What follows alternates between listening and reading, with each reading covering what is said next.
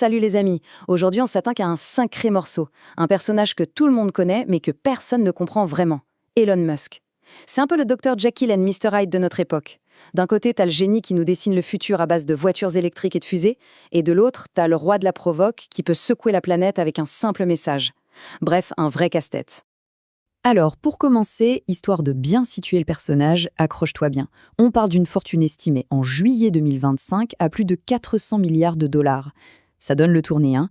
Mais ce n'est pas juste de l'argent pour s'acheter des îles. C'est une puissance de frappe colossale, une force qui lui permet de transformer des délires de science-fiction en réalité.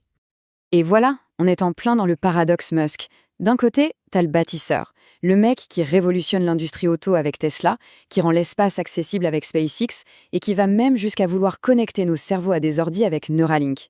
Et de l'autre, t'as le provocateur, le type qui rachète Twitter sur un coup de tête, qui saute à pieds joints dans tous les débats politiques et qui adore jeter de l'huile sur le feu. C'est ce grand écart permanent qui le rend si insaisissable. Du coup, la question à 400 milliards de dollars, c'est elle. Qui est vraiment ce type? Derrière les unes des journaux et les polémiques sans fin, qui est-il?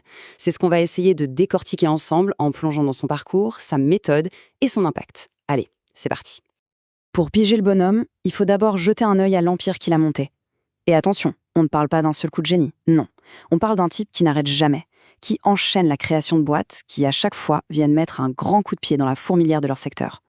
Et ça va vite, très vite. En 95, il lance Zip2 avec son frère. 4 ans plus tard, c'est vendu pour 300 millions. Sans perdre une seconde, il cofonde X.com, qui deviendra le PayPal que tu connais, revendu pour 1,5 milliard en 2002. Avec ce pactole, il aurait pu se la couler douce. Mais non, il mise tout sur deux paris complètement fous, SpaceX en 2002 pour aller dans l'espace et Tesla en 2004 pour l'électrique. Le rythme est juste dingue. Mais attention, avec SpaceX, l'idée, c'est pas juste de concurrencer Ariane et Space. Pas du tout. L'ambition ultime, son grand projet, c'est de faire de nous, les humains, une espèce qui vit sur plusieurs planètes. Pour lui, aller sur Mars, ce n'est pas un caprice, c'est un plan de survie pour l'humanité. Ça remet un peu les choses en perspective, non? Et pour Tesla, c'est un peu la même histoire. Le but profond, c'est pas juste de construire des voitures super rapides qui font rêver. La mission, la vraie, c'est d'accélérer le passage à une énergie durable pour combattre le changement climatique. En gros, il veut nous prouver qu'on peut sauver la planète tout en faisant du business. Ok, mais alors comment il fait? C'est quoi le secret pour transformer des idées aussi folles en business qui pèse des milliards? Pour ça, il faut qu'on décortique un peu sa méthode, son style de management. Et c'est assez marrant de voir comment ses manières de faire collent à des grandes théories de leadership. Le premier ingrédient de sa recette, c'est ce que les experts appellent le leadership visionnaire.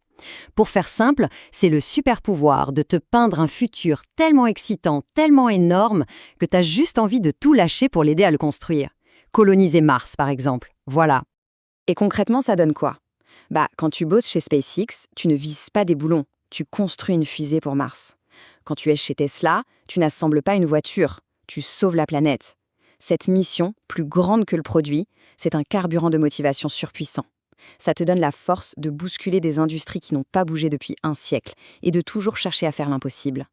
L'autre facette de son style, c'est le leadership transformationnel. Là, l'idée, c'est pas juste de te montrer la destination, c'est de te transformer toi et ton équipe pour que vous soyez capable d'atteindre cette destination. C'est un leadership qui te pousse à devenir une meilleure version de toi-même. Et chez Musk, ça repose sur 3 trucs. D'abord, la vision qui te donne envie de te lever le matin. Ensuite, la stimulation intellectuelle. Il déteste qu'on lui dise « on a toujours fait comme ça ». Il veut que ses équipes repensent tout depuis zéro. Et enfin, un truc plus surprenant, son côté très direct, très sur le terrain. Il n'hésite pas à descendre dans l'usine et à parler sans filtre à tout le monde. Mais l'histoire serait trop simple si elle s'arrêtait aux usines et aux fusées. Parce que ces dernières années, Musk a enfilé une nouvelle casquette, celle d'acteur politique majeur. Et là, on peut dire que c'est la partie la plus mouvementée de son parcours. Le grand tournant, ça a été le rachat de Twitter. Tu te souviens de ce feuilleton en 2022? Ça a été un vrai western. Il rentre au capital en douce, il fait une offre qu'on ne peut pas refuser, il y a des rebondissements, et à la fin, il repart avec les clés pour 44 milliards. En renommant la plateforme X, il a envoyé un message clair. Maintenant, c'est chez moi, et c'est mon arène pour peser sur le monde. Et ce qui est dingue, c'est son virage à 180 degrés. Le type qui disait avoir voté démocrate toute sa vie, pour Obama ou Biden, a complètement changé de discours. Il a commencé à dire que ce parti était devenu celui de la division et de la haine et a annoncé qu'à partir de maintenant, il voterait républicain. Un sacré changement. Et quand Musk décide de soutenir quelqu'un, il ne le fait pas à moitié. Pour la campagne de Donald Trump en 2024, il a sorti l'artillerie lourde. Il a créé un super PAC, une machine à récolter de l'argent. Il a mis 290 millions de dollars de sa poche. Il s'est montré à des meetings. Et bien sûr, il a utilisé sa plateforme X comme une gigantesque machine de propagande. Après l'élection, il a même fait un petit tour au gouvernement. Il a été nommé à la tête d'un département au nom assez improbable, le département de l'efficacité gouvernementale, ou DOGE. Ça ne s'invente pas. Son but, découper la bureaucratie. Sauf que l'aventure a été de courte durée. Quelques mois plus tard, il a claqué la porte après un gros désaccord. Preuve que même quand il est dans un camp, Musk reste avant tout Musk. Bon, on arrive au moment de faire les comptes. C'est le moment de la synthèse. Avec un personnage pareil, comment l'histoire va-t-elle s'en souvenir ? Entre le visionnaire qui a changé la donne et le provocateur qui divise, l'équation est compliquée.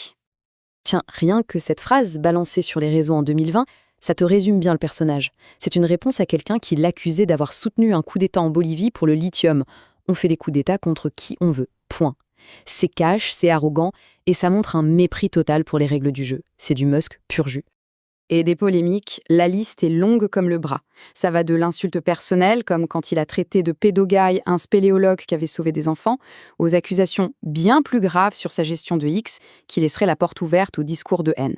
Sans oublier les soupçons de manipulation de ses actions en bourse ou les gestes controversés en public. Bref, il y a de quoi faire. On en revient donc à notre puzzle du début. Comment on fait cohabiter les deux facettes du personnage ? Est-ce que le fait d'être un génie qui nous envoie vers les étoiles lui donne le droit d'être un provocateur qui met le feu aux poudres ? Est-ce que l'un ne peut pas exister sans l'autre ? C'est tout le dilemme que pose Elon Musk. Au final, c'est peut-être la seule question qui compte. L'histoire retiendra-t-elle l'innovateur du siècle ou l'agent du chaos ? Le type qui a ouvert la voie vers un futur plus durable ou celui qui a utilisé son pouvoir pour dynamiter le débat public ? La réponse, c'est peut-être qu'il est un peu des deux à la fois. Et c'est ça qui le rend si fascinant et si incontournable. Une chose est sûre, on n'a pas fini d'en parler. À bientôt pour un prochain podcast, les copains.